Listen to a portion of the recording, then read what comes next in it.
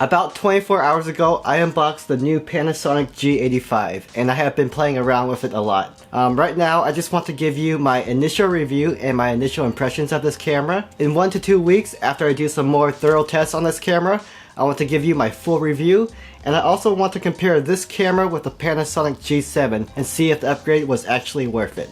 As I said in my unboxing video, the design and ergonomics of this camera is very similar to the Panasonic G7, so transitioning from the G7 to the G85 was really easy. Even the menu items are very similar.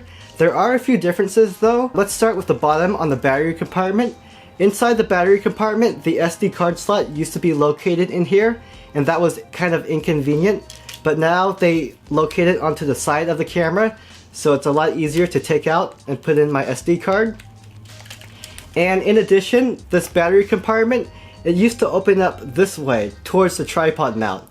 So if I had an adapter attached to the tripod, or if I had my camera mounted on the tripod, it was hard to open the battery door and to remove my battery and SD card.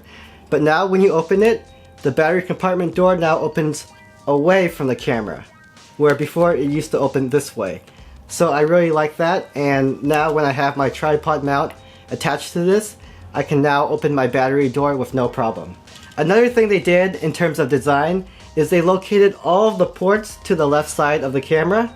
So the USB, HDMI, microphone, and remote port. But one bad thing they did, and I don't know why they did this, was the microphone input jack used to be located all the way up here and out of the way. But now they moved it down here into the middle. But why that's an issue is now when I pop out my LCD screen and I try to rotate it like this, it gets blocked. So if I have my microphone plugged in right here, I can't rotate my LCD screen, which is kind of a pain. Another thing I have noticed is autofocusing is a little bit better with this camera, both the speed of autofocusing and its accuracy. With the Panasonic G7, that was always an issue. One reason autofocusing may be a little bit better with this camera is because in the menu options, they have a feature called AF sensitivity, and by default, it's set to 0. And if you select it, you can increase it to +2. And I noticed when you increase it to +2, autofocusing is a little bit faster and a little bit more accurate. So I'm really happy with that. Now, one thing I need to comment on before I end this initial review is the 5-axis image stabilization, which is built into this camera. And what I can say about it from using it for the past 24 hours is, wow, it's amazing.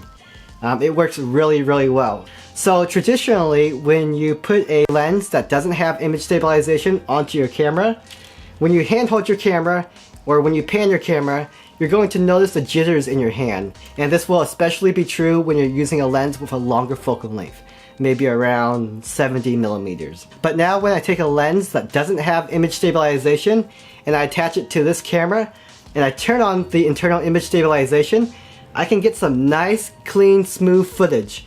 It almost looks like I'm holding the camera on a tripod or I'm panning with a tripod. It's really amazing, and I'll just show you a quick example right now.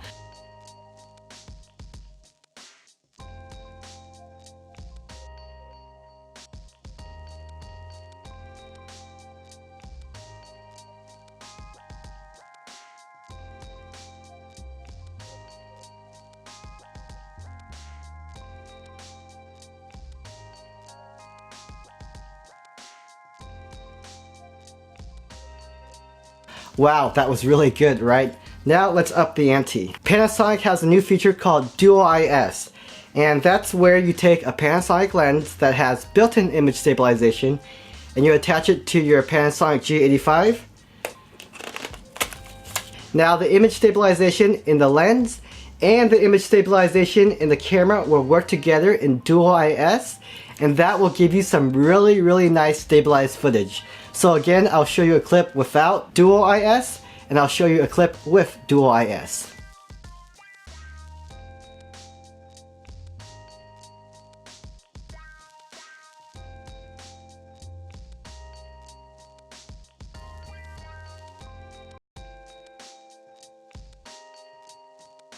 So I'm really excited about using Dual I.S on this camera and testing it out even more. This kind of makes this a really good run and gun video camera, and it eliminates the need for a tripod. I'll talk more about Dual I.S in my full review.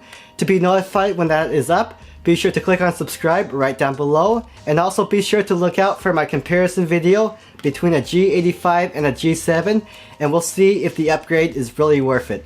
But at the moment, I think it's really worth it. If you have any questions about the Panasonic G85, drop them down below and I'll be happy to answer them. Thank you guys for watching, and I'll see you guys very soon.